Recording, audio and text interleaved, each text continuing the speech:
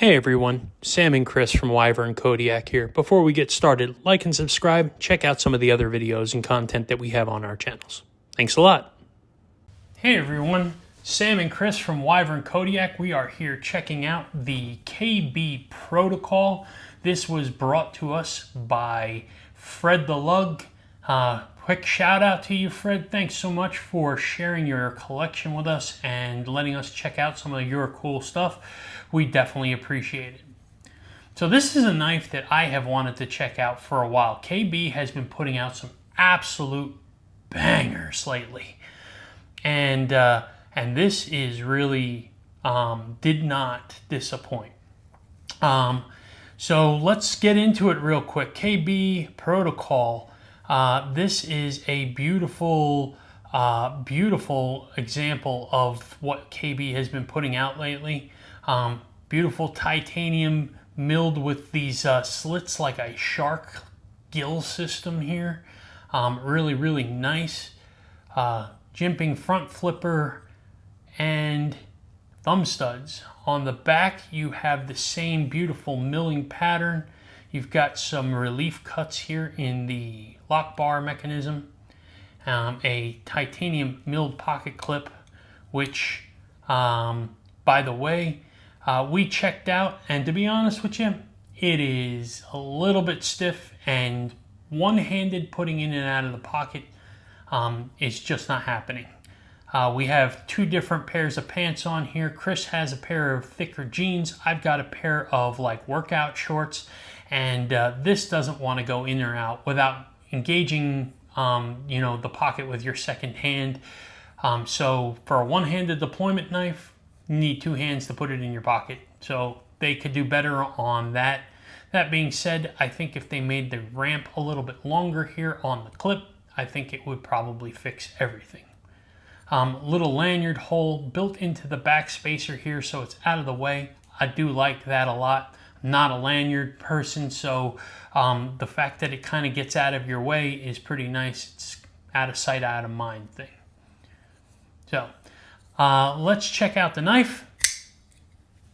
Really sweet looking, easy deployment on that. Great action, really good. This is a Panurin design, and that is a really nice design that he's come up with here. This is an M390, and for some specs on this, you've got a 7.72 inch overall knife. You've got 3.35 inches on the blade. You're looking at 4.2 ounces overall. M390 steel. This is on bearings, and front flipper, thumb studs, very easy to deploy.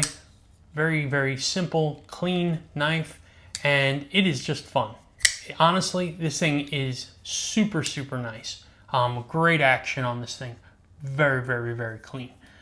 Let's do some size comparisons real quick here. Opened up, you've got a PM3,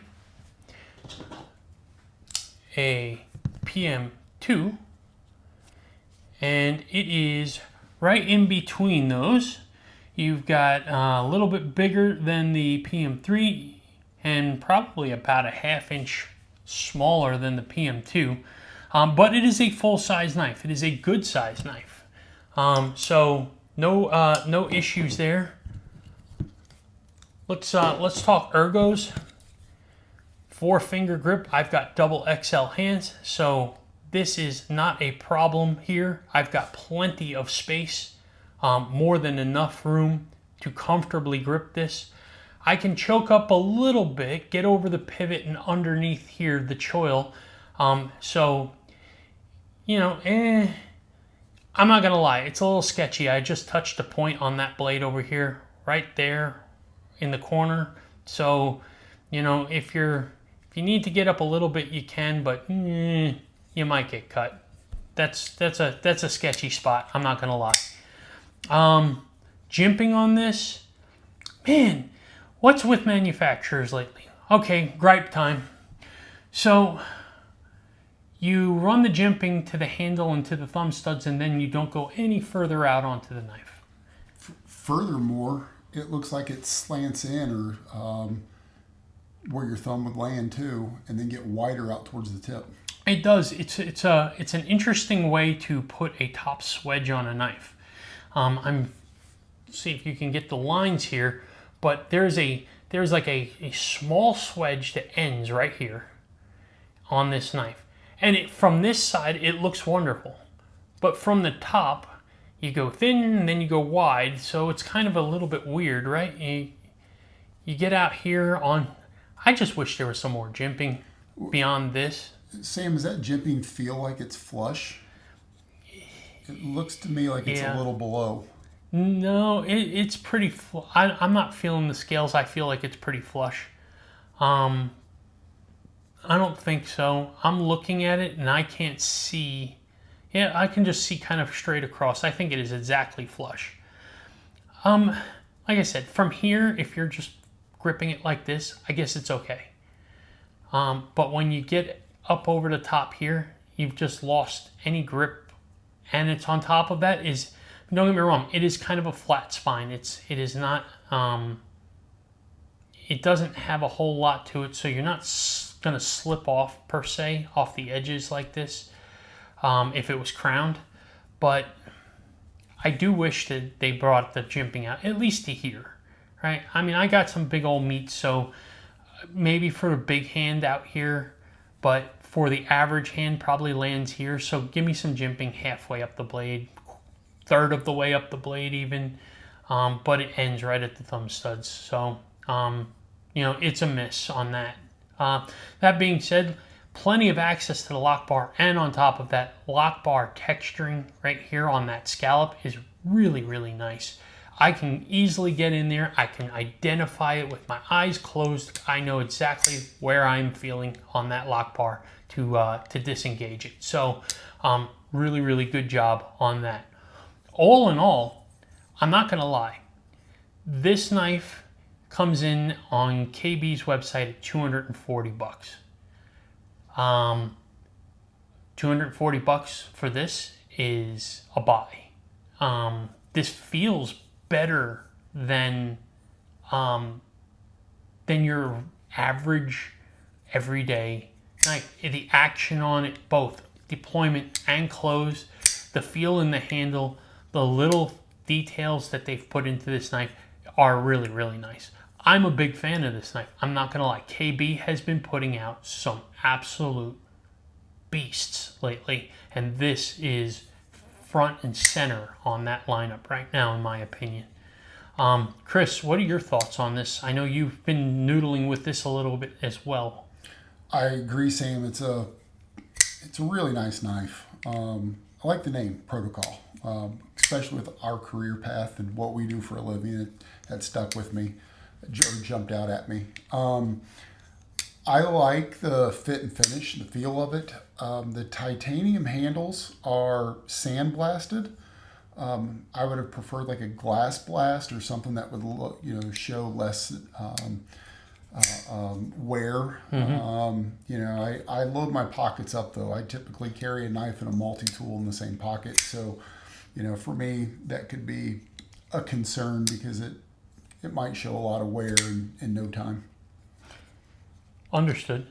Yeah, I get that. And I don't know. I don't know a lot about the finishing process from a cost perspective on that. So I don't know if glass blasting is a more expensive option to finish right now. I haven't priced that personally, but I'd be curious if there's a reason why they tend to go more towards the stone and not the glass on more models, because I don't see glass blasting on everything as much as I see stone wash or acid washes seems to be showing up a lot lately. Yeah, or sandblast, yeah. Mm-hmm. Because I'm talking specifically about the titanium handles right now. Right. And that's what I'm saying. I wonder whether or not that is something, is the reason why. So production costs. Yeah, production costs. Especially small makers when they're making the minimum orders or even up to 500. That cost is going to be different. But when you're talking about thousands of knives that the Kubis and the Riots and stuff like that are making out there right now, that could be an impactful thing on the bottom line that may be more measurable. I'm not really quite sure. You know, worth a research, that's for sure. But all in all, like I said, I'm really a big fan.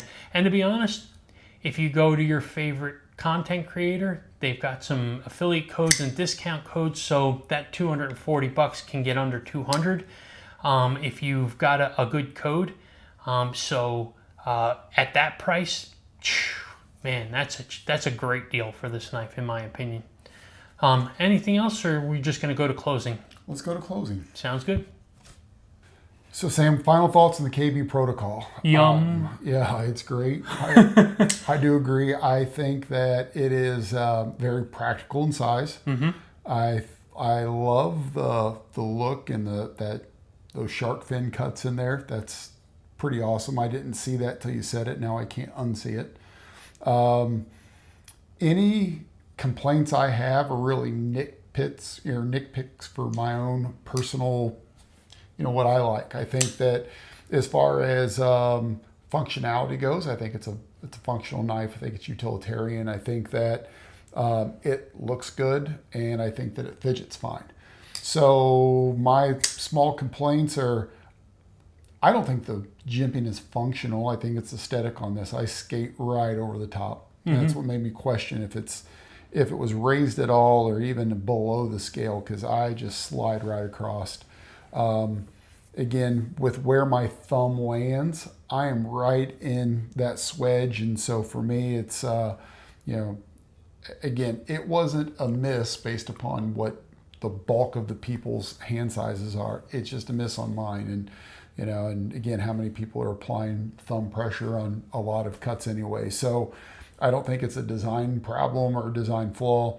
The only miss for me is that pocket clip. Again, that pocket clip isn't good. If I can deploy one-handed and I'm holding material in place and I close it one-handed and I got to put my material down to return my knife to the pocket, it's a miss. That's the only solid miss, I think. And unless the jimping was meant to be functional, then I feel that was a miss too. Because like I said, I skate. You can barely pick up my hand actually. Yeah, it's not super aggressive. It's not super aggressive jimping. If you run the nail across it, you can get it, right? But other than that, it's not really a great functional jimping. If you are just gonna hold it 4-finger standard grip like this, I guess maybe, and I don't know. We didn't test it with gloves and whatnot, so but all in all, I like it. It's got some detail work without going too crazy, so it's almost like it took a minimalist approach to it in there, and it just keeps it very clean. And that's been my thing lately, is just I love clean knives. No crazy colors, no wild all this other stuff. This is just right up my speed. No outrageous billboarding. Yeah. No outrageous. But as a matter of fact, I really appreciate how they did these, right? I mean, you've got single stamp. Yeah, you've got your maker's mark, okay, and then really, really tucked in back here, almost invisibly, is M390. On the finger choil, I think I saw something too. And I could be wrong on that. I'm not seeing nothing on the choil. Yeah. Don't worry, we talk about our eyesights all the time. I have incredible eyesight, and he can't. Sam can he can't see the forest before the trees, type of thing. So Sam can see the flag on the moon. So. But they did do just such a good job with this knife. I'm really, really happy with this knife. I would not be mad buying this knife. I would say comfortably this is a buy for me all day long. Other than that pocket clip, which, at the same time, we haven't had a lot of time with it. It's not our knife. So does this soften a little bit? Yeah. Does it with time, with consistent use, does it give you a little bit of bend in it and no problem? Maybe. A lot of clips do. I'm not going to do that to this person's knife though, right? I mean, this is this isn't my you know, I don't own this thing. So, but other than that, I mean, I'm bye. Yeah, I think it's a reasonable price for what they're asking for. And again, it just really depends upon your application and what you feel that you need. I like this blade shape. I think it's really good. I've got just enough belly, but also I can get down on that tip. Because most of my cuts are pull cuts anyway. I'm opening boxes. I'm opening tape. I'm cutting tape. So for me, it's great. And if your applications are the same, you like a minimalist aesthetic and something that is very practical in size, I think it's a good buy as well. Yeah. Anything else before we wrap up? No, sir. Cool. So what do you guys look for in your everyday carries as far as these are your musts? And what is your approach to a pocket clip? Is it something where you don't really care whether or not it's one-handed, or is that like a big deal, make or break for you? Would love to know a little bit more about your thoughts on that. So give us a comment and like, subscribe, and we'll see you on the next one. Take care.